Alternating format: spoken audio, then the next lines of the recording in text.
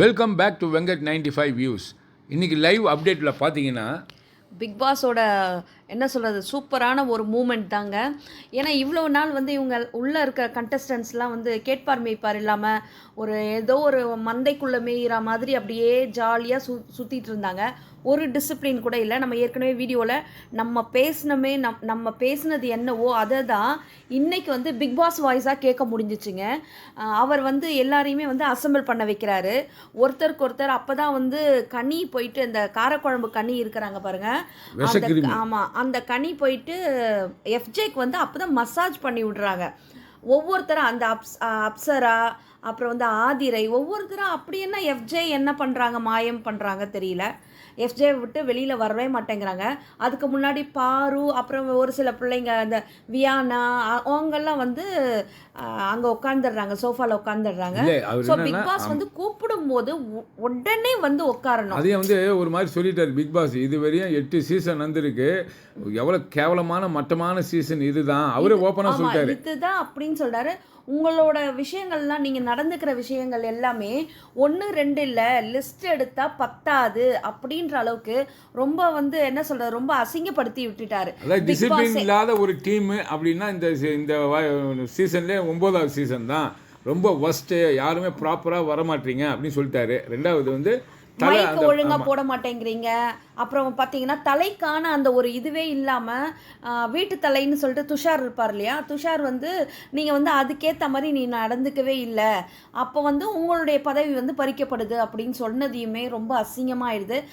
அது என்ன சொல்கிறது, எல்லார் முகமும் வந்து அப்படியே தொங்கி போயிடுது. அந்த டீம் இருப்பாங்கல்ல, கனி துஷார் அண்ட் கோ, அந்த டீம் இருப்பாங்கல்ல, அவங்க எல்லாமே அப்படியே அமைதியாகிடுறாங்க. ஏன்னா அவருக்கு கோபம் இருக்குது. கூப்பிட்ட உடனே வந்து உட்காரல. அடுத்தது பார்த்தீங்கன்னா யாருமே மைக் போட மாட்டேங்கிறாங்க. ஒரு தடவை 2 தடவைனா பரவாயில்ல, எல்லாருமே மைக் போட மாட்டேங்கிறாங்க. அடுத்து சாரி சொல்லிடுறாங்க உடனே. அடுத்தது தூங்கிட்டு இருக்கிறாங்க எல்லாருமே. இதுதான் வந்து பிக் பாஸ் கொண்டு வந்து வைக்கிற ஒரு இதுவாக இருக்குது, குற்றச்சாட்டாக இருக்குது. இன்னும் நிறைய குற்றச்சாட்டுகள் உங்கள் மேலே இருக்குது சீசன் 9 பொறுத்து. ஆனால் வந்து அதெல்லாம் சொல்கிறதுக்கு லிஸ்ட்டு பத்தாதுன்னு சொல்கிறாரு. அப்போ பாருங்கள் எவ்வளோ கேவலமான ஒரு சீசன் இதுன்னு சொல்லிட்டு. அப்போ வெளியில் நம்ம பேசுறது நடந்துக்கிறது எல்லாமே நம்மளோட ஆதங்கங்கள் எல்லாமே இன்றைக்கி கூப்பிட்டு அந்த பறிக்கப்பட்டது. அப்புறம் அவருடைய வீட்டு தலைக்கான அந்த ரூம் கொடுத்துருப்பாங்களே தனியாக, அந்த ரூம்லேருந்து உடனே வெளியில் வந்து பிக் பாஸ் ஹவுஸ்குள்ளே போயிடுங்க அப்படின்ற மாதிரி சொல்லிட்டாரு. அடுத்த வாட்டி அவன் வந்து கலந்துக்கவும் முடியாதுன்னு. இது வந்து ஏற்கனவே வந்து பார்வதி சொன்னாங்க இல்லையா, அழகாக சொன்னாங்க, நீ வந்து 9th ஸ்டாண்டர்ட் பையன் மாதிரி பிஹேவ் பண்ணுறடா. அது நிஜமாக உண்மை. சின்ன பையன் மாதிரி பண்ணுறது ஒரு சாராருக்கு மட்டும், தன்னை அப்ரிஷியேட் பண்ணுறவங்க தன்னோட கேங்க்கு மட்டும்தான் அவர் வந்து என்ன சொல்ற ஃபேவரிசமாக நடந்துக்கிட்டாரு.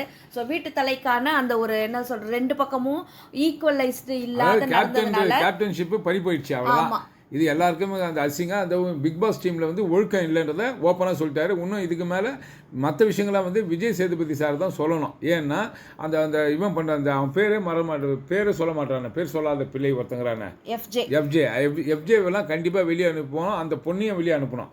ஏன்னா இந்த வாட்டி 2 எவிக்ஷன் வந்தால் ரொம்ப நல்லா இருக்கும். ஆமாம், ஆதிரை, அரோரா, எஃப்ஜே இவங்களை எல்லாரையும் வெளியில் அனுப்புகிற மாதிரி அவர் பண்ணணும். மற்றவங்களை இந்த கனியன்கோ இருக்காங்கல்ல அவங்களெல்லாம் வந்து கண்டிக்கணும். அடுத்தது பார்த்திங்கன்னா இவன் சபரி வந்து ரொம்ப ஓவராக அந்த மாஸ்க்கு கேமில் வந்து இவங்கெல்லாம் பிளான் பண்ணி தான் விளையாடுறாங்க. அதில் வந்து நம்ம கம்ருதீன் வந்து அந்த பையன் வந்து அவங்க வந்து வின் பண்ணிடுறாங்க. உடனே வந்து சபரி வந்து எல்லாமே நம்ம பிளான் போட்டு தானே நம்ம பண்ணுறோம். ஒரு பிக் பாஸ் வந்து ஒரு கேமை கொடுக்குறாருங்க, அது என்ன அட்ஜஸ்ட்மெண்ட் கேம் விளையாடுறது, அதுக்கு எதுக்கு அந்த கேம் விளையாடணும்? யாரோட இண்டிவிஜுவல் கேமு, அதாவது இந்த டீம் இருக்குல்ல கனியன் கோ டீம், சபரியன் கோ டீம், இவங்க தான் வந்து யாருமே இண்டிவிஜுவலாக விளையாடவே இல்லைன்றது தெரிய வருது. உடனே சபரி வந்து அந்த இடத்துல ஒரு கம்ருதீன் வின் பண்ண உடனே ஒரு பாயிண்ட் ஒரு வைக்கிறாரு, என்னன்னா அவர் நல்லவர் வல்லவர்ன்ற மாதிரி, நான் யாரையும் தொடாமல் ரொம்ப டீசென்ட் பிளே விளையாடினேன், நம்மெல்லாம் சேர்ந்து தானே விட்டு கொடுத்து விளையாடுற விளையாட்டு தானே அப்படின்ற மாதிரி அவர் விளையாட்டே கிடையாது. விட்டு கொடுத்து விளையாடினா அது விளையாட்டு கிடையாது. ஸோ ஆக மொத்தம் பிக் பாஸ் அவர் கண்டிப்பாக வந்து கண்டிச்சிட்டாரு. இதுக்கு மேலே விஜய் சேதுபதி சார் கேட்பாருன்னு நினைக்கிறோம். பொறுத்து வந்து பார்க்கலாம். மறுபடியும் லைவ்ல அப்டேட் பண்ணுறோம். தேங்க்யூ.